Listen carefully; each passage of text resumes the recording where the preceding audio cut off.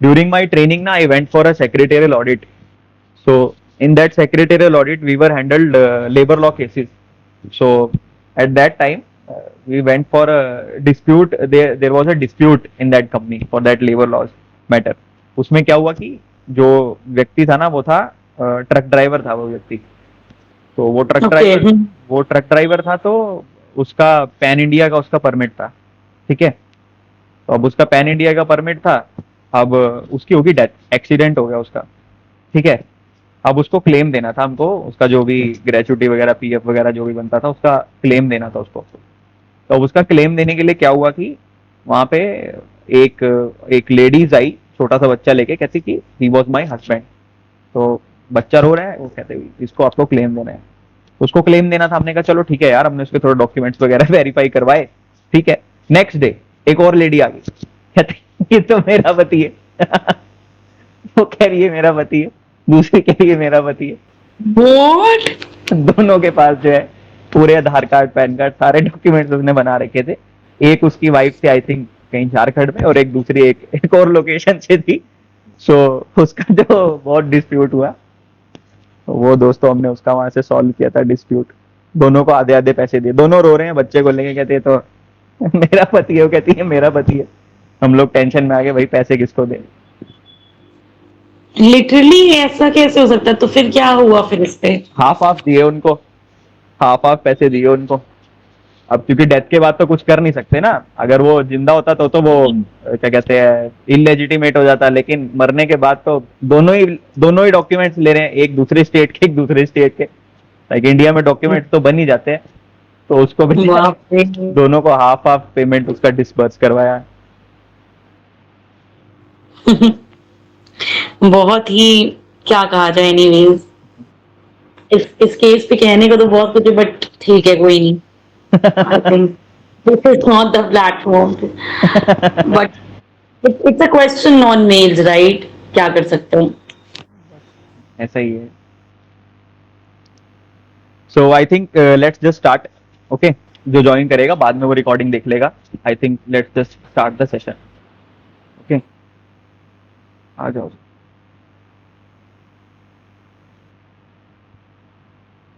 Shall we begin? Shall we begin? Yes, yes, sir. Let's start.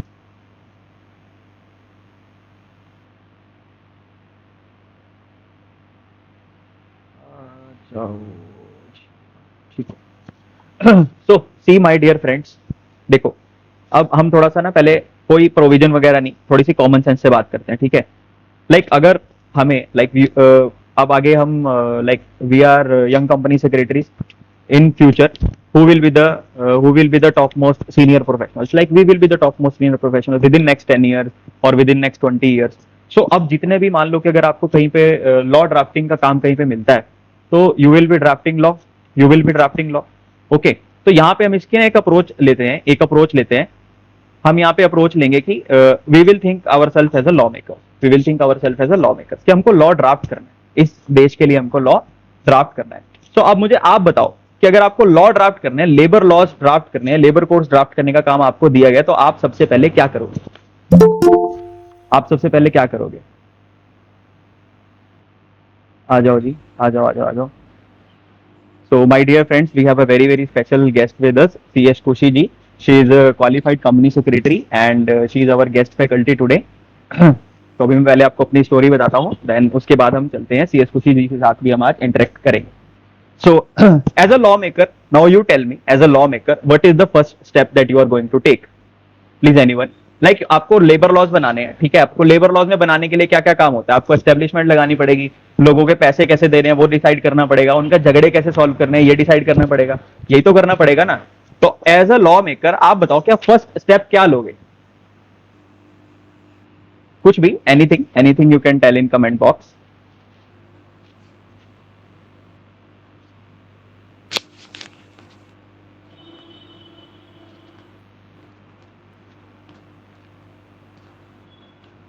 Anyone? चलो कोई नहीं, मैं बता देता हूँ।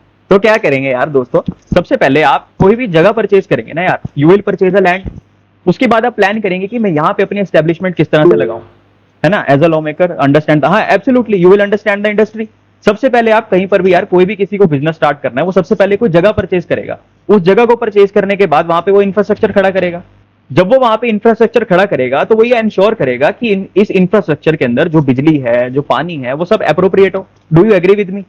क्या यही फर्स्ट स्टेप होगा? एब्सोल्युटली है राइट। ना? So this will be the first step. वो सारे के सारे सेफ्टी नॉर्म्स को क्या कहते हैं ध्यान में रखेगा कि यहाँ पर जितना भी हमारा जो हमारा एरिया है आसपास, ये अफेक्टेड एरिया नहीं होना चाहिए। यहाँ पे पानी कैसा है, यहाँ पे एनवायरनमेंट कैसा है, अगर मैं यहाँ पे कोई केमिकल की इंडस्ट्री लगाता हूँ तो ये इस केमिकल को मेरे को कहाँ पे डंप करना पड़ेगा। Like if you are planning a house also, अगर आप कहीं पे घर भी खरीदते, अगर आप कहीं पे घर भी खरीदते तो आप उसकी सराउंडिंग्स चेक करते हैं, आप देखते हैं यहाँ पे बिजली है कि नहीं, यहाँ पे पानी है कि नहीं, यहाँ की लोकेलिटी कैसी है। ऑब्वियसली यही तो करेंगे ना आप। उसके बाद देखेंगे कि इस घर के अंदर हमारी सेफ्टी नॉर्म्स क्या है। अब जो हम कोई घर बनाएंगे तो आप ये इंश्योर करेंगे कि ये जो घर है ये मजबूती से टिका भी रहे, यही तो करेंगे ना आप। So first step is that we will be defining industry. So in your syllabus first step is you have to define your industry. So आप यहाँ पे आए दोस्तों। So this is a road map, this is a road map that we have prepared for you. Like first step that is planning of industry, planning of industry. तो सबसे पहले आपको पढ़ना है your chapter number 3। Please take notes of this. Chapter number 3 पढ़ना है आपको सबसे पहले, occupational safety health and working conditions code. Law maker भी इसी तरह से सोचता है दोस्तों। लॉ मेकर भी यही सोचता है कि सबसे पहले वो इंडस्ट्री को प्लान करेगा, इंडस्ट्री को एस्टेब्लिश कैसे करना है, इसके वो एक स्टैंडर्डाइज नॉर्म्स बनाएगा। अगर हम इसका नॉर्म नहीं बनाएंगे तो लोग इसको फॉलो नहीं करेंगे। अच्छा, लॉ बनाने की नीड क्यों पड़ती है? लॉ बनाने की नीड क्यों पड़ती है? सो दैट एक स्ट्रक्चर हो with in which people can abide by, वरना तो ऐसे तो कोई एक लिमिट नहीं रहेगी, किसी चीज की बाउंड्रीज नहीं रहेगी, एनीवन विल डू एनीथिंग। हाँ, अगर एक लॉ रेगुलेशन है, it will abide the people, workers, whatever it is. So when there is a necessity, when there is a necessity, then there should be a norm to fulfill that necessity. Okay, अब एक necessity है। necessity क्या है कि किसी भी economy को चलाने के लिए we need industries। अब उन इंडस्ट्रीज को रेगुलेट करने के लिए you should be establishing a standardize norms, कि सारी इंडस्ट्रीज इन नॉर्म्स को फॉलो कर रही हैं। जब सारी इंडस्ट्रीज उन नॉर्म को फॉलो करेंगी तो आपके लिए वो एक इजी हो जाएगा उसको देखना एज अ लॉ मेकर। आपको अपनी इकोनॉमी को रेगुलेट करना आसान हो जाएगा। लेकिन वो लोग उस नॉर्म को फॉलो करेंगे कि नहीं करेंगे, इसके लिए आपको ऑब्लिगेशन भी क्रिएट करना पड़ेगा। वो ऑब्लिगेशन क्रिएट करता है लॉ। लाइक सिर्फ नॉर्म बनाने से कुछ नहीं होगा। लाइक मैंने नॉर्म बना दिया कि भाई हमारे देश के अंदर इतने होने चाहिए, लेकिन अगर नहीं हुए तो क्या? तो उसके लिए कोई पनिशमेंट प्रिस्क्राइब करनी पड़ेगी, कोई आपको मेथड्स प्रिस्क्राइब करने पड़ेंगे। So first of all that necessity arrive, उस नेसेसिटी के बाद then you have to define its norms. Norms decide करने के बाद आपको उसका एक ऑब्लिगेशन क्रिएट करना पड़ेगा। So first law that you are going to draft is occupational safety health and working conditions code and step 1 is your planning the establishment. अच्छा, अब आपने अपनी एस्टेब्लिशमेंट प्लान कर ली, मान लो आपने कंस्ट्रक्शन भी कंप्लीट कर ली, मान लो आपने कंस्ट्रक्शन भी कंप्लीट कर ली। Now what is the next step? अब आप क्या करेंगे? अब आपका now it is your first, now it is the first day in your industry. आप सब कुछ आप एस्टेब्लिश कर चुके हैं, एवरीथिंग इज सॉर्टेड, आपने सब बिजली खंबा पानी सब कुछ बिल्कुल ठीक है, electric circuit everything is okay, ठीक है। Now what is the next step? आपको वहां पे काम करने के लिए कुछ लोग चाहिए होंगे, obviously right. You need The people. next step will be the organizational structure. Hierarchy सबसे पहले हम लोग शायद डेवलप करेंगे हाँ, अपने organisation, laborers, superintendents and supervisors, managers and like that, and accordingly we will recruit people. हाँ, The man for the absolutely you absolutely. mean जो भी वो अब जिनको आप एम्प्लॉय करोगे, जो उनके हायरार्की के हिसाब से, ऑब्वियसली फ्री में तो कोई भी काम नहीं करेगा। So you have to pay them remuneration, you have to pay them wages. So step number 2, what is your step number 2? That you have to study, you have to study code on wages. इसके बाद आपको chapter number 5 पढ़ना है। इसके बाद आप chapter number 3 के बाद आपको चैप्टर नंबर 4 नहीं पढ़ना, चैप्टर नंबर 3 के बाद आपको चैप्टर नंबर 5 पढ़ना है, that is code on wages. This is the chronology of law. Law हमेशा कॉन्टेक्स्ट के साथ रीड किया जाता है। Like first of all plan the establishment, second is employ the people and now plan for their wages and plan for their remuneration. ठीक है जी। Next is I think someone has joined, no, okay. Then next is structure the security of employees. Now आपने उसके ऊपर wages decide किए, आपने उसके ऊपर वेजेस डिसाइड किए, हमने नॉर्म्स बना दिए कि इतने इतने हम वेजेस पे करेंगे। Now whether you are paying that wages or not, whether you are paying that wages or not, अगर हम किसी को कहते हैं कि I will pay you this much money and all that, क्या वो आपकी बात मान लेगा? Answer is no. You have to give him a security. आपको बताना पड़ेगा कि अगर आप मेरा इतना काम करोगे तभी तो मैं आपको करूंगा। You have to commit to your employees तभी तो आपके साथ आपका एम्प्लॉय स्टे करेगा, otherwise why an employee will stay with you? Like at first instance he will take a salary and he will run away. Am I right? True. है ना? तो आपको उसको एक सोशल सिक्योरिटी देनी पड़ेगी। सोशल सिक्योरिटी देने के लिए अगर मैं लॉ मेकर की तरह से सोचूं, तो लॉ मेकर सोशल सिक्योरिटी देने के लिए क्या करेगा? ऑब्लिगेशन प्रिस्क्राइब करेगा। वो ऑब्लिगेशन प्रिस्क्राइब करेगा कि अगर आपको सैलरी देनी है तो आपको इसका कंट्रीब्यूशन ईएसआईसी में देना है, ईपीएफ के अंदर देना है, या कहीं और जगह इसका कंट्रीब्यूशन देना है। उस कंट्रीब्यूशन को देने के चक्कर में उस एम्प्लॉयर को उसको सैलरी देनी पड़ जाएगी। उस ऑब्लिगेशन को फुलफिल करने के लिए उसको अपना नॉर्म भी फुलफिल करना पड़ जाएगा। तो इस तरह से जब हम इकोनॉमी के अंदर अपना लॉ को बनाते हैं तो हम एक ऑब्लिगेशन क्रिएट करते हैं अपनी इंडस्ट्री के ऊपर, so that the law is followed by the people. बिना कहे लॉ को फॉलो करवाना, this is the job of a law maker, कि बिना कहे लॉ फॉलो हो जाए। CS Vansh, can you just please repeat this point once again? Ki to fulfill this responsibility, he has to put something in the fund, etc. He has to he will be also giving donation. So can you just repeat this? इसमें दो perspective है। Like first perspective is from the perspective of a law maker. Law maker के perspective से कैसे है कि law maker को necessity है, नेसेसिटी पता है आपको, हमारे देश में नेसेसिटी पता है। Like if someone is working for an industry or someone is working for a regulated और कुछ भी इंडस्ट्री में कोई काम कर रहा है तो उसको पैसे तो देने पड़ेंगे। तो ये क्या है? नेसेसिटी है। इस नेसेसिटी को फुलफिल करने के लिए गवर्नमेंट एक नॉर्म प्रिस्क्राइब करेगी कि आपको इतने पैसे मिनिमम तो देने ही देने हैं। नेसेसिटी देख के नॉर्म प्रिस्क्राइब करेगी कि इतने पैसे आपको देने ही देने हैं। लेकिन वो एम्प्लॉयर उसको पैसे देगा कि नहीं देगा, उसके लिए आपको उसको ऑब्लिगेट करना पड़ेगा कि इसको देने पड़ेंगे। अगर ये ना दे तो इसके ऊपर एक क्या कहते हैं, प्रोविजन लगे, इसके ऊपर एक पेनल्टी लगे। सबसे पहले नेसेसिटी डिफाइन होगी, फिर नॉर्म डिफाइन होगा, फिर एक ऑब्लिगेशन डिफाइन होगा। अगर मैं सिर्फ नॉर्म डिफाइन कर दूं, मैं कहता हूं भाई आपको इतनी इतनी सैलरी देनी है, आपको क्या पता किसने कितनी सैलरी दिया? How will you calculate? अपनी इकोनॉमी को कैसे कैलकुलेट करेगा लॉ मेकर? उसने नॉर्म बना दिया कि आपको हर इंडस्ट्री में इतनी इतनी सैलरी देनी है एंड बस इसके बाद छुट्टी, जाओ ऐश करो। तो आपको क्या पता किसी एम्प्लॉयर ने कितनी सैलरी दी, कितनी सैलरी नहीं दी? How do you know? तो you have to create a obligation. वो ऑब्लिगेशन जो हमारी होती है, वो जैसे हमारे ईएसआईसी में कंट्रीब्यूट करेगा, ईपीएफ में कंट्रीब्यूट करेगा। तो ये हमको देखने में लगता है कि ये वेलफेयर बेनिफिट्स के लिए, लेकिन एक्चुअली में गवर्नमेंट का इसके पीछे मोटिव क्या रहता है? That they have to regulate the economy. ठीक है? और एम्प्लॉयर के पर्सपेक्टिव से ईएसआईसी और ईपीएफ का क्या फायदा है कि sir this is used for their tax planning, this is used for their tax planning. अब वो क्या कहते हैं, या तो वो टैक्स पे करना है। एम्प्लॉयर क्या सोचता है ना, जो भी मान लो कोई भी बिजनेसमैन है, वो क्या सोचता है कि मुझे तो पैसे ही देने, मुझे तो पैसे ही देने, चाहे मैं टैक्स में दे दूं, चाहे मैं क्या कहते हैं एम्प्लॉय कंट्रीब्यूशन के अंदर दे दूं। तो मैक्सिमम अपनी जब वो टैक्स प्लानिंग करते हैं तो वो ईएसआईसी और ईपीएफ के कंट्रीब्यूशंस को क्या कहते हैं प्रायोरिटी पे रखते हैं। इससे उनका टैक्स प्लानिंग बहुत अच्छे से हो जाता है।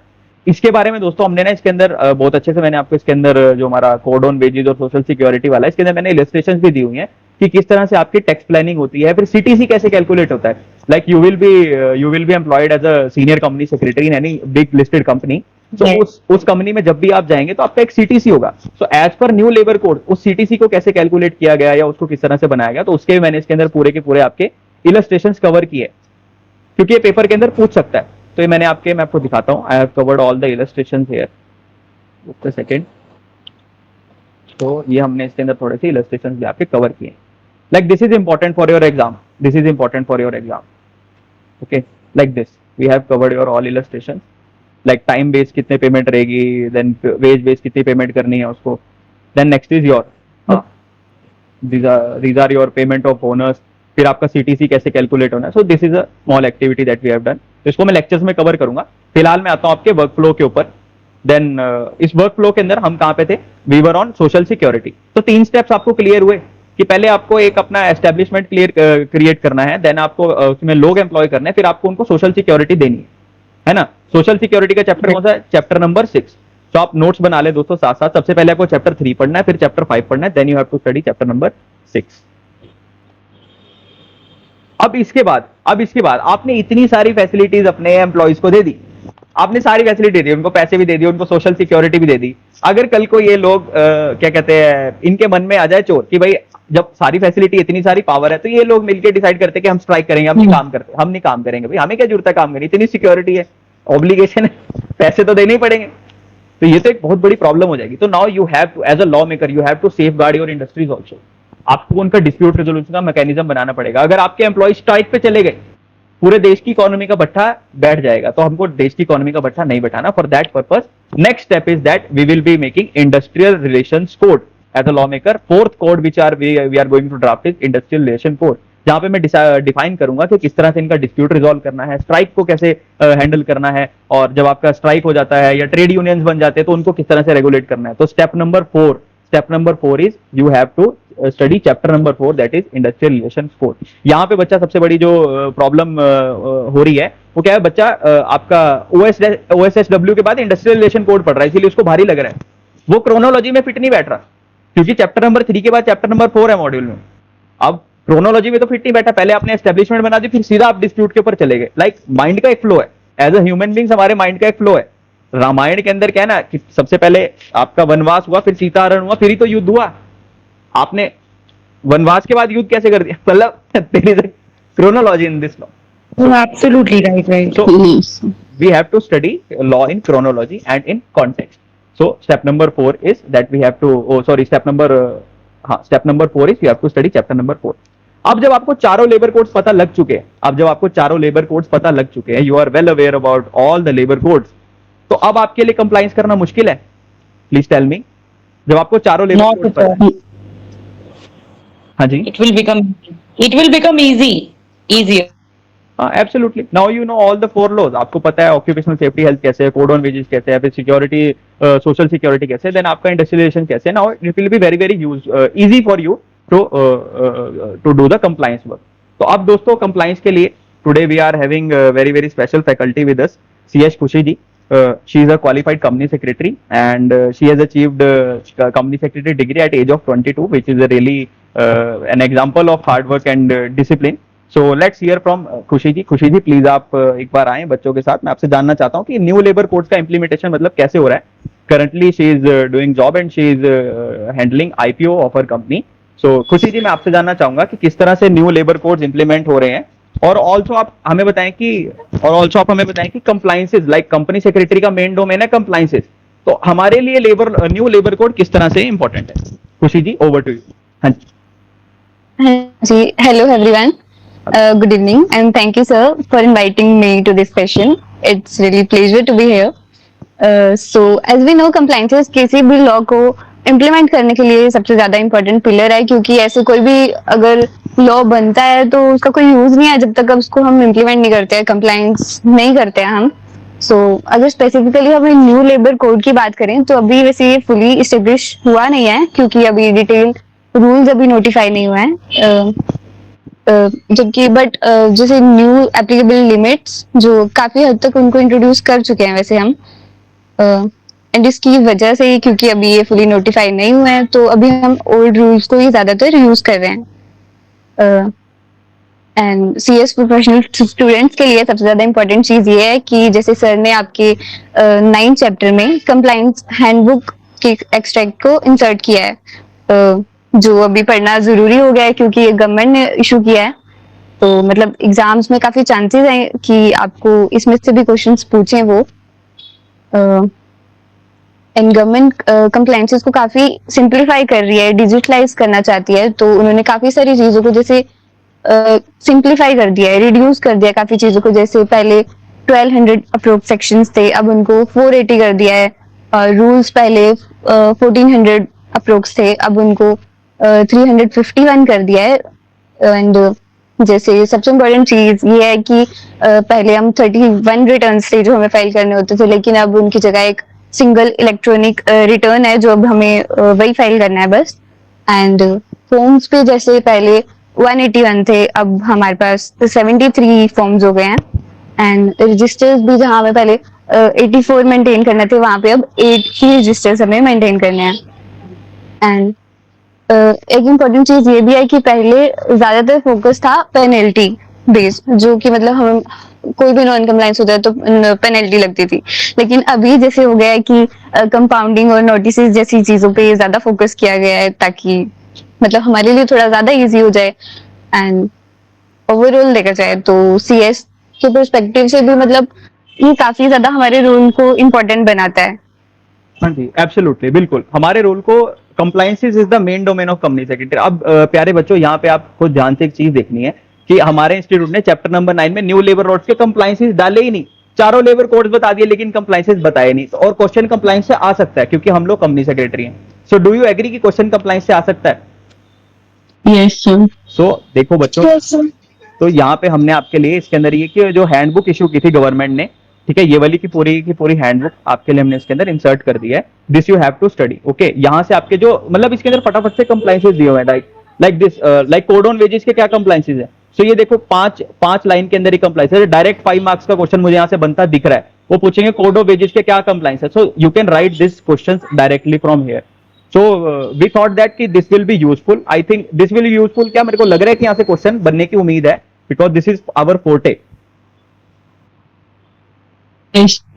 और खुशी जी, एक बार थोड़ा बच्चों का स्ट्रेस दूर करने के लिए आप एक बार थोड़े से इनको कंप्लायंसेस ब्रीफ कर दो, like you are already into such a prestigious role. So please आप एक बार थोड़ा सा ब्रीफ कर दो। हाँ जी sir.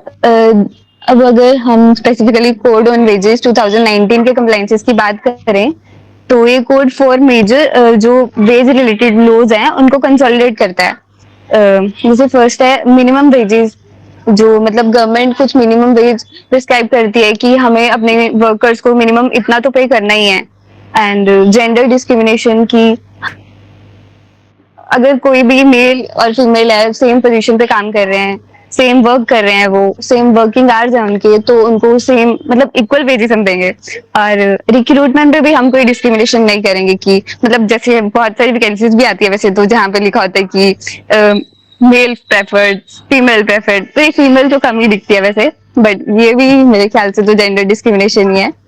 And timely payment of wages की, हमें अपने वर्कर्स को टाइमली पे करना है। जैसे हम मतलब एम्प्लॉयर फिक्स कर सकता है कि जैसे या तो हम डेली पे करेंगे उनको, वीकली पे करेंगे, मंथली बेसिस पे करेंगे, या 7th ऑफ नेक्स्ट मंथ हम उनको पे कर देंगे।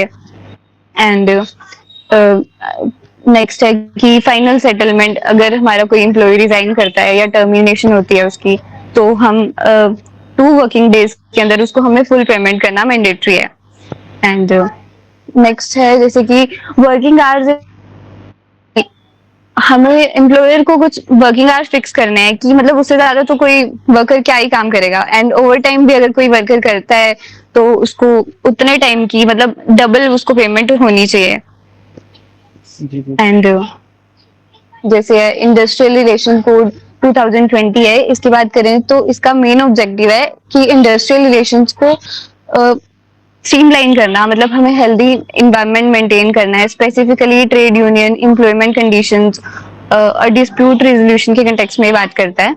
तो कंप्लायंसेस पर्सपेक्टिव से सबसे पहला फोकस आता है बाय बाय डाइट कमिटी पे, जहां मतलब अगर हमारे पास 100 या उससे ज्यादा वर्कर्स होते हैं तो वहां हमें वर्क्स कमिटी बन सकती है वहां पे। और अगर 20 या उससे ज्यादा वर्कर्स हैं तो वहां पे ग्रीवेंस रिड्रेसल कमिटी बनेगी जो उनके ग्रीवेंसेस को रिड्रेस करती है। एंड नेक्स्ट है जैसे कि स्टैंडिंग ऑर्डर का कंसेप्ट आता है आगे। तो जैसे जहाँ पे 300 वर्कर्स वाले इस्टेब्लिशमेंट जो है, यहाँ पे उससे ज्यादा वर्कर्स हैं, तो यहाँ पे एम्प्लॉयर को मॉडल स्टैंडिंग ऑर्डर अडॉप्ट कर सकता है वो, लेकिन अगर उसको नहीं करना है तो वो अपने वाले ड्राफ्ट करके उनको सर्टिफाई करवा सकता है। एंड ट्रेड यूनियन के कॉन्सेप्ट में अगर किसी एक यूनियन के पास 51% सपोर्ट है तो उसके तो उसे नेगोशिएशन यूनियन रिकॉग्नाइज किया जाता है। अगर ऐसा नहीं है तो फिर नेगोशिएटिंग काउंसिल बनाया जाता है कलेक्टिव रिप्रेजेंटेशन के लिए। अब अगर एम्प्लॉयर किसी भी सर्विस कंडीशन में चेंज करना चाहता है तो उसको 21 डेज का प्रायर नोटिस देना मैंडेटरी है कि उसको कोई भी चेंज करना है तो उसको नोटिस देना पड़ेगा पहले। एंड ले ऑफ और रिट्रेंचमेंट या क्लोजर के केस में भी क्लियर कंप्लायंसेस फ्रेमवर्क दिया गया है। जैसे 50 से अगर 299 वर्कर्स तक इस्टेब्लिशमेंट में प्रायर नोटिस देना है।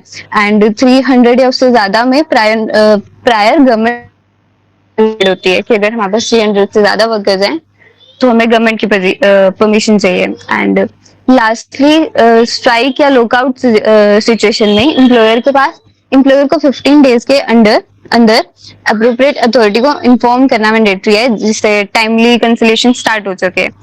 एंड मेन तो हमारा फोकस इस पे है कि हमें डिस्प्यूट्स को अवॉइड करना है और मतलब हेल्दी इन्वायरमेंट मेंटेन करना है अपनी ऑर्गेनाइजेशन में। एंड नेक्स्ट अगर हम बात करें occupational safety, health and working condition code की 2020, तो इसमें मेनली रजिस्ट्रेशन और सेफ्टी रिलेटेड प्रोविजंस कवर किए गए हैं। अभी डिटेल्स रूल फुली नोटिफाई नहीं हुए हैं, इसलिए इसका इम्प्लीमेंटेशन थोड़ा सा कंडीशनल स्टेज में है अभी। बाकी आपके रेफरेंस के लिए सर ने आपको एक डिटेल लिस्ट प्रोवाइड की है, जो प्रोफेशनली भी आप यूज कर सकते हैं, अपने एग्जाम्स के लिए भी वो काफी हेल्पफुल है।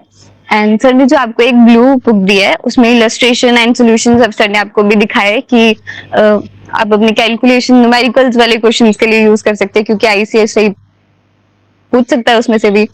बाकी केस लॉज के लिए सर आपको फर्दर गाइड करेंगे। एंड हाँ जी, बाकी सर आप केस लॉज के लिए इनको गाइड कर दीजिएगा। जी जी। एंड बाकी आई डोंट थिंक कि प्रोफेशनल में आके किसी भी स्टूडेंट को किसी मोटिवेशन की जरूरत होती है, क्योंकि अब तो उस स्टेज पे आ चुके होता है कि बस अब तो क्या ही बाकी है।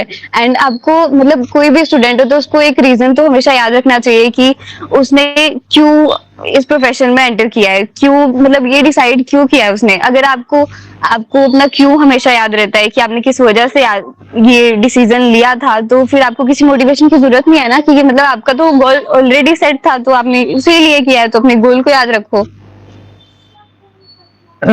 So my dear friends, बाकी all the best. so this was like हमने एक सोचा है कि हम बच्चों को थोड़ा सा टेक्निकल एक्सपोजर दें, because our CS community should be technically strong. तो ये छोटा सा हमने एक इनिशिएटिव लिया फोकस लेक्सिकन से कि हम आपको थोड़ा सा technical education, like we have studied law technically also. अभी तक हम एस्टेब्लिशमेंट के बारे में स्टडी करे, तो और अभी तक हमने कोई भी लॉ पढ़ा नहीं है, like we have just gone through an overview. ठीक है, so this is our professional duty. इसी तरह से दोस्तों प्रोफेशन के अंदर जो है वो काम होता है। तो अब यहाँ से देखें दोस्तों, मैं आपको दिखाता हूँ कि ये देखो जो इन्होंने कंप्लाइंस हैंडबुक इशू की है, इसके अंदर जो इन्होंने checklist the compliance except by employer, तो ये चेकलिस्ट से मेरे को डायरेक्ट क्वेश्चन बनते नजर आ रहे हैं। ठीक है जी, यहाँ से मेरे को डायरेक्ट क्वेश्चन बनते नजर आ रहे हैं। जैसे इन्होंने एप्लीकेबिलिटी के क्वेश्चन ये दे दिए पूरे पूरे, तो यहाँ से क्वेश्चन इनके जो है वो डायरेक्टली आपके बन सकते हैं। ठीक है जी, अब मैं आता हूँ वापस अपने वर्क फ्लो के ऊपर, फिर मैं आपको एक बार केस लॉस के बारे में ब्रीफ करता हूँ। मीनवाइल बच्चों, आपको यहाँ पे कोई डाउट हो तो आप मेरे से पूछ सकते हैं जी, please, any doubts.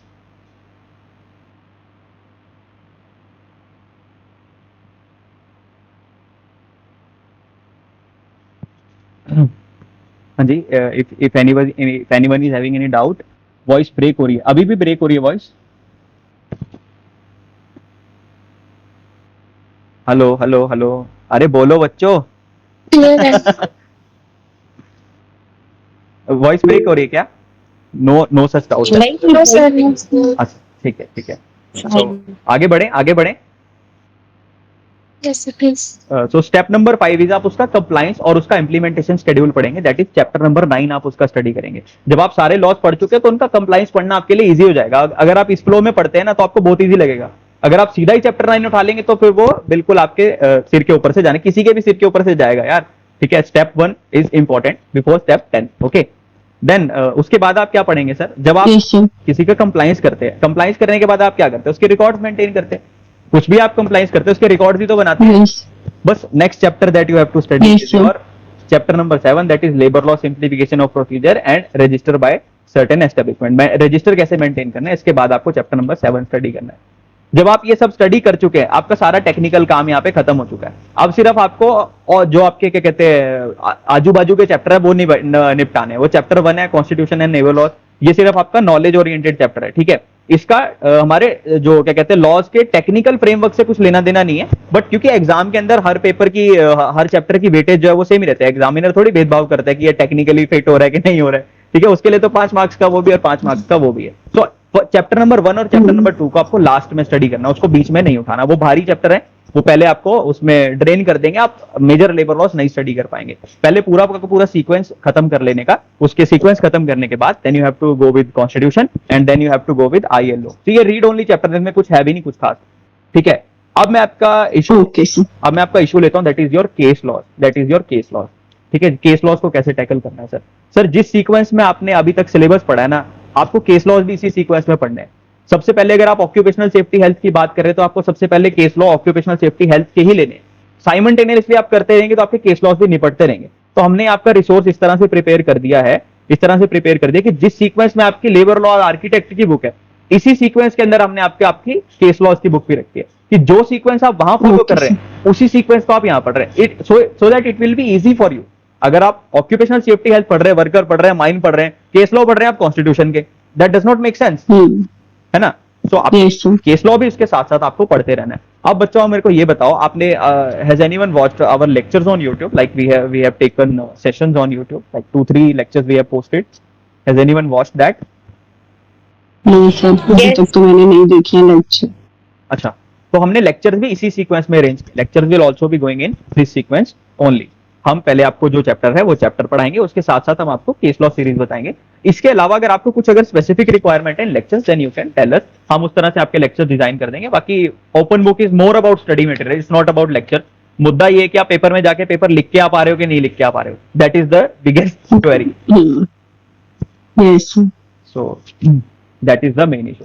So case laws भी आप यहाँ से ready to write answer format के अंदर, ये आपका हिंट है, यहाँ पे आपका बस काम किया, आपको सिर्फ पेज नंबर लिखने हैं। हमने पूरी बुक में जितने भी केस लॉज थे वो सारे के सारे इसमें इंप्लीमेंट कर दिए, न्यू वाले भी, सप्लीमेंट वाले भी और आपके मॉड्यूल वाले भी, ठीक है जी। जो न्यू केस लॉज आए वो सारे के सारे हमने इसमें इंप्लीमेंट कर दिए और ready to write answer format में लिख दिया कि पेपर में जाके सोचना नहीं है आपको कि मैं वहां जाऊंगा, केस पढ़ूंगा, समझूंगा, फिर समरी लिखूंगा, लिख के दे दिया भाई, इस तरह से लिखो, fact of the case, issue involve, conclusion और काम खत्म, ठीक है। 100 मार्क्स का पेपर आपको अटेम्प्ट करना है। और ये टेक्निकली भी ठीक है, लाइक हम कुछ इसमें शॉर्टकट तो कर नहीं रहे, we are studying the case laws, पूरा डिटेल में ही पढ़ रहे हैं, लेकिन हम डिटेल में पढ़ रहे हैं, हमने उसका बस स्ट्रक्चर चेंज कर दिया है।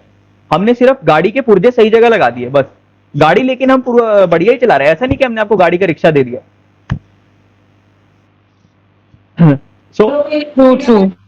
सो in this manner you have to study this, okay.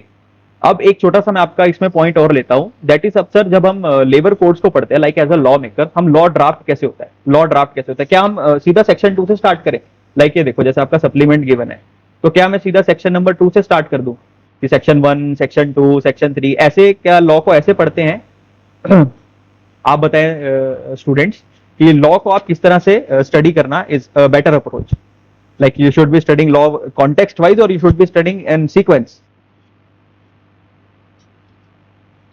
Context wise. हाँ एब्सोल्युटली, लॉ मेकर लॉ हमेशा कॉन्टेक्स्ट में बनाता है, कभी भी डेफिनेशन क्लॉज सबसे पहले नहीं बनता, सबसे पहले उसका कॉन्टेक्स्ट डिफाइन होता है, डेफिनेशन क्लॉज लास्ट में बनता है। जैसे जैसे आपका कॉन्टेक्स्ट बनाता चलेगा वो उसकी डेफिनेशंस डिफाइन करता रहेगा, उसको वो सेक्शन 2 के अंदर इंप्लीमेंट करता रहता है और फिर उसको अल्फाबेटिकली अरेंज कर देता है ताकि उसको ढूंढना आसान हो। तो हमने जो आपका अब जो ये हमने इसके अंदर आपका कॉन्टेक्चुअल स्टडी है, तो इसके अंदर हमने आपके लॉज को, आपके जो जितने भी लेबर कोड है उसको ड्राफ्ट भी इसी सीक्वेंस में किया है। Like if you are reading occupational safety health, so you should be reading that definitions only. Like if you are dealing with registration, then what is the meaning of employer, what is the meaning of establishment? तो section 3 के साथ साथ जितनी definitions defined है, जैसे law maker ने definitions को define किया, हम उसके साथ साथ जब पढ़ते रहते हैं तो उससे हमारी लॉ के प्रति जो क्लैरिटी है वो बढ़ जाती है। सो आपको स्टडी भी दोस्तों इसी तरह से कॉन्टेक्चुअल करना, आपका इससे स्टडी का एफर्ट कम हो जाएगा और आउटपुट आपका ज्यादा निकलेगा। एफर्ट कम हो जाएगा, आउटपुट आपका ज्यादा निकलेगा, आपके माइंड के ऊपर एक बर्डन नहीं क्रिएट रहेगा, क्योंकि पहले आप डेफिनेशन क्लॉज पढ़ेंगे, फिर अगर आप लॉ पढ़ना स्टार्ट करेंगे तो आपस में मिसमैच होता है, तो वो फ्रीक्वेंसी मैच कर दो और जो डेफिनेशन जिस सेक्शन में पूछी गई उसके साथ साथ वो पढ़ो, तो आपकी पढ़ने की स्पीड जो है वो 3x 4x हो जाती है। So this is a small technical or you can say a small trick भी नहीं कह सकते, like it is a structural alignment. As a professional हम अलाइनमेंट ही तो करना जानते हैं, लाइक किसी इलेक्ट्रिशियन को अगर बल्ब लगाना है तो वो डायरेक्ट तार भी तो लगा सकता है। Why to make circuit board, circuit बनाना बहुत जरूरी है दोस्तों, ये सर्किट बनाना हमको आना चाहिए। सो अब मैं सर मेरा एक डाउट था इसमें। हाँ जी सर जैसे आपने अभी मुझे जो सीक्वेंस बताया, मैं चैप्टर 3 हमें पढ़ना है पहले, फिर चैप्टर 5 पढ़ना है, फिर चैप्टर 6 पढ़ना है जी। अब जो सप्लीमेंट है उसमें चैप्टर 3 में कुछ यूनिट्स जो यूनिट वाइज दिया रखा है वो ऐसे है कि मॉड्यूल फिर सप्लीमेंट फिर मॉड्यूल फिर सप्लीमेंट। अब वो हमें मॉड्यूल भी, मतलब चैप्टर 3 के लिए मैं मॉड्यूल भी पढ़ूं और सप्लीमेंट भी पढ़ूं, या फिर मैं सारा सप्लीमेंट से ही पढ़ लूं? नहीं ऐसा कुछ इसमें क्या है, देखो अभी सारे के सारे आपके इम्प्लीमेंट नहीं हुए हैं। ये देखो इन्होंने यहाँ पे क्या दे रखा है, देखो जी, जो आपके क्या कहते हैं ऑक्यूपेशनल सेफ्टी हेल्थ के बाद जितने हमारे वीकली हॉलीडेज हैं, देन सेक्सुअल हैरेसमेंट और वुमेन एट वर्क प्लेस है, देन चाइल्ड एंड एडोलेसेंट, ये भी एप्लीकेबल है। तो ये हमने आपके स्टडी मटेरियल के अंदर इसी सीक्वेंस में कर दिया कि जहां आपको OSHW खत्म हो रहा है उसके बाद आपके वो वाले स्टार्ट हो गया, उसको भी ready to write answer format में हमने आपको कन्वर्ट करके दे दिया। तो like this is a ready to go resource for you, like आपको पूरा सीक्वेंस में मैंने बना के ही दे दिया कि भैया ऐसे करके लिख के ही आ जाओ। तो इस तरह से देखें दोस्तों, जैसे आपका OSHW खत्म होता है, देन आफ्टर दैट योर जितना मॉड्यूल से लेना है, जितना सप्लीमेंट से लेना है, क्या पढ़ना है, कितना पढ़ना है, सब मैनेज करके मैंने आपको इसमें लिख के ही दे दिया कि इतना आपको आंसर इसमें ड्राफ्ट करके आना है। ये देखो जी, यहाँ पे आपका आ गया वीकली हॉलीडेज एक्ट, इसके बाद आपका ये वीकली हॉलीडेज एक्ट स्टार्ट हो गया। इसी तरह से मैंने इसका इंडेक्स भी आपके लिए प्रिपेयर किया है। That index is also in this format, कि पहले आपका OSHW कोड है, जैसा हमारा इंडेक्स इसके अंदर होना चाहिए कि जितना पहले हमने सप्लीमेंट से लिया, जहां तक सप्लीमेंट से चल रहा है, देन इसके बाद जैसे ही हमारा मॉड्यूल वाला आया तो हमने इसके साथ साथ मॉड्यूल वाला भी न्यू इंडेक्स आपको इसमें डाल के दे दिया, so that it is very very easy for you. और मैंने इसके अंदर जगह जगह आपको नरेशंस दिए कि किस तरह से बुक को स्टडी करना है, कैसे करना है। So this book is self explanatory. Okay sir. Sir एक डाउट था। हाँ जी, ये जो जैसे फैक्ट्रीज एक्ट है, ये तो उसमें आ गया ऑक्यूपेशनल हेल्थ में, तो फैक्ट्रीज एक्ट हमें मॉड्यूल से नहीं पढ़ना पड़ेगा, मतलब जो लिखा है कि सप्लीमेंट जिसके आगे लिखा है तो हम बस सप्लीमेंट से ही पढ़ना होगा ना? हाँ। बाकी सब जो है जैसे सेक्सुअल हरासमेंट है वो सब हमें मॉड्यूल से पढ़ना है, बाकी सप्लीमेंट से करना है, राइट? हाँ, लेकिन उसमें केस लॉ जो है वो आपको ध्यान में रखना है, पेपर केस लॉ बेस्ड है। यहीं पे सबसे बड़ी कंफ्यूजन क्रिएट हो रखी है कि Yes, इन्होंने yes. OSHW में केस लॉज दिए ही नहीं, और फैक्ट्री एक्ट के केस लॉज हैं। हाँ, उनकी पे बस लॉ है, मैंने आज पढ़ा था तो मैंने बस लॉ पढ़ा है, ड्यूटीज पढ़ी है, यही सब पढ़ा है मैंने उसमें। हाँ जी जी, तो इसमें आपको केस लॉज पढ़ के जाने हैं। इसको बोलते हैं डॉक्ट्रिन ऑफ पेरिमेटेरिया। डॉक्ट्रिन ऑफ पेरिमेटेरिया क्या होता है दोस्तों? जब भी किसी देश में दो पैरेलल लॉज चलते हैं ना, लाइक पुराना वाला जा रहा है और नया वाला आ रहा है, तो दोनों लॉज पैरेलल चल रहे हैं। अभी पुराना वाला इनइफेक्टिव नहीं हुआ है, पुराना वाला अभी इनइफेक्टिव नहीं हुआ है। Someone has joined. हाँ, अभी पुराना वाला आपका इनइफेक्टिव नहीं हुआ है, इट्स जस्ट आपकी न्यू वाला आपका आने लग गया। तो इस केस में जितने आपके प्रिंसिपल बेस्ड केस लॉज रहेंगे वो सारे के सारे वैलिड रहेंगे, और जितने आपके लिमिट बेस्ड केस लॉज हैं उसमें आपको नई लिमिट को चेक करना है। तो वो कितने कौन सा केस लॉ कहां पढ़ना है, कितना पढ़ना है, वो सारा मैंने आपको यहाँ पे लिख के दे दिया। तो आपकी टेंशन बिल्कुल खत्म। ये देखो और लिख करके आओ। Okay okay sir. तो अभी हमारे साथ सौरभ पांडे ज्वाइन हुए हैं। हाँ जी, सौरभ भाई, are you having any doubt?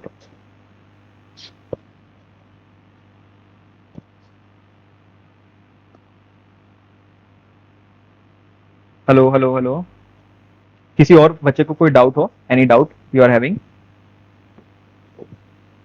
Sir ये वाली बुक जो है वो हमको कैसे मिलेगी? ये आप मेरे को व्हाट्सएप पे मैसेज कर देना। व्हाट्सएप के ऊपर मैं आपको, वहाँ पे कैटलॉग है, वहाँ पे मैं आपको वो दे देता हूँ, गूगल फॉर्म भर देना, एड्रेस दे देना, देन मैं आपको डिस्पैच कर देता हूँ। 1-2 दिन में मैं आपको डिस्पैच कर देता हूँ। ओके। मेरा व्हाट्सएप नंबर है ना आपके पास? हाँ, नो सर, व्हाट्सएप नंबर नहीं है मेरे पास, आप प्लीज बता दीजिए। हाँ, मेरा व्हाट्सएप नंबर है दोस्तों, ये फोकस लेक्सिकन वाला।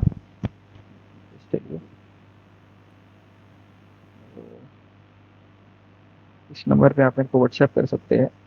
82782, मैं लिख देता हूँ, 82782 11093। 82782 11093। This is my number. Okay sir. इस नंबर के ऊपर आप कैटलॉग में जाएंगे ना, तो वहां पे सारी बुक्स मैंने लिस्ट कर रखी है, वहां से आप इसको कर सकते हैं। तो अब ऑनलाइन बच्चों ने काफी सारे डाउट्स पूछे थे, सो शैल आई मूव फर्दर? ऑनलाइन बच्चों के जो डाउट्स हैं वो एंटरटेन करते हैं, हम देखते हैं क्या क्या बच्चों ने डाउट पूछे। सो फर्स्ट डाउट पूछा है कि फ्री आपको क्या स्पेसिफिक रिक्वायरमेंट है? Free yet full syllabus classes and practice session. तो ठीक है दोस्तों, एग्जाम ओरिएंटेड सेशन में इसके प्लान करता हूँ। सर मुझे दिसंबर 26 में देना है ऑप्शनल, बट जो मॉड्यूल आई हुई है वो अपडेटेड नहीं है, कैसे स्टडी करूं एंड क्या स्ट्रेटेजी रखूं अभी से?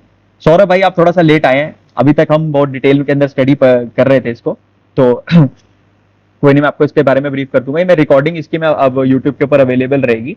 जितना अभी तक हमने पूरा इसके बारे में स्ट्रक्चर स्टडी किया है ये आप यूट्यूब से देख सकते हैं। फिलहाल मैं जो आपके डाउट्स वो कवर करता हूँ। Then please provide a detail description of your query. जिसमें था self study plan for labour law. Self study plan is covered. बच्चों सेल्फ स्टडी का प्लान आपको कवर हुआ? Is it clear? हाँ ठीक है।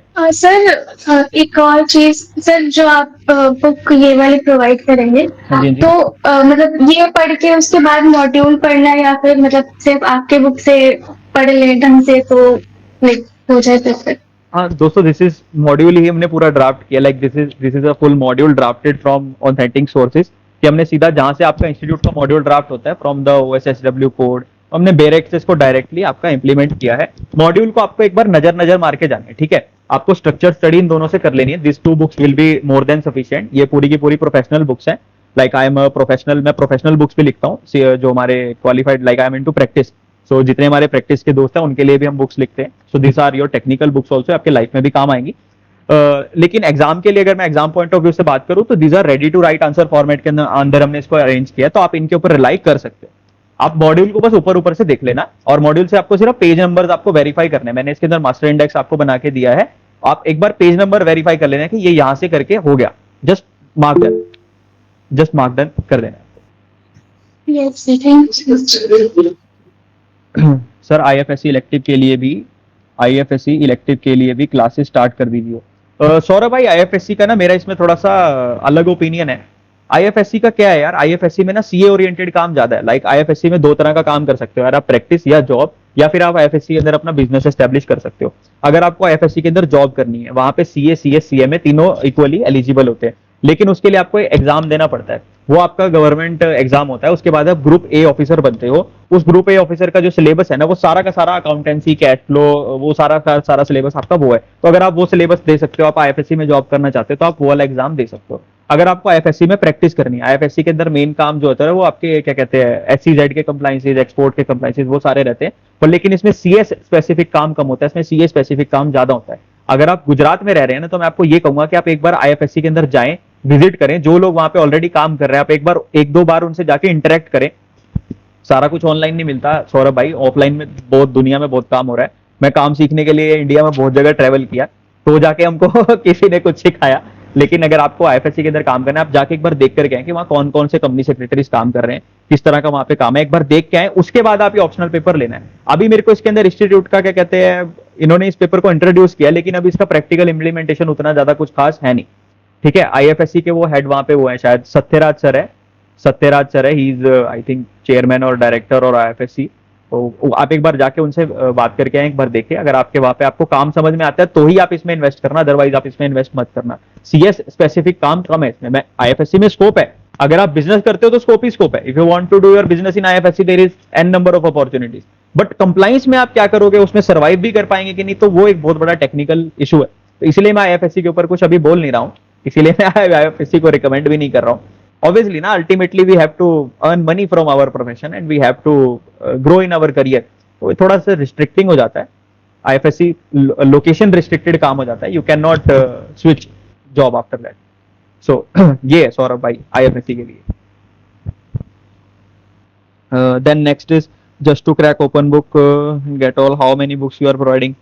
How many books you are providing? 2 books we are providing. One is case law code, one is case law code, and second is your labour law architect. और ये दोस्तों ये book बड़ी अच्छे से ड्राफ्टेड है, और जो सीएस खुशी जी है हमारे इसके अंदर को-ऑथर है, हम दोनों ने मिलकर बुक अच्छे से ड्राफ्ट की है।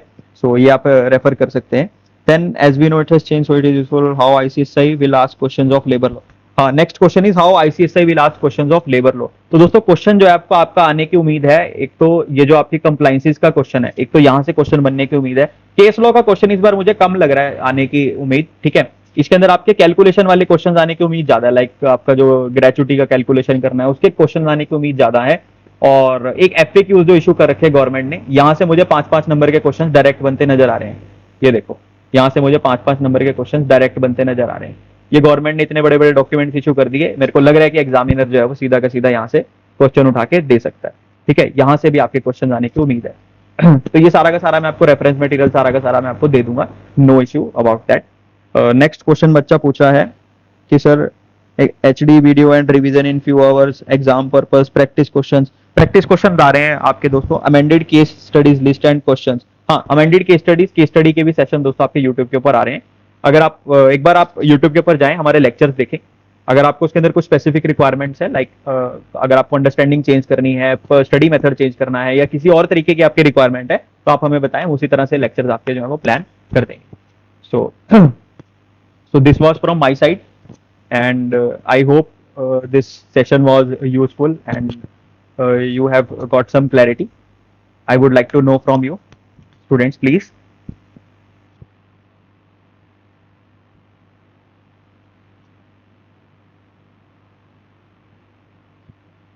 any queries or any doubts you are having? Radhika ji, Neha ji, Tejaswini ji, Saurabh Pandey, any other doubt you are having? Or shall we close the session? You have cleared every doubt, and it was a very nice session, I must say, very clarifying.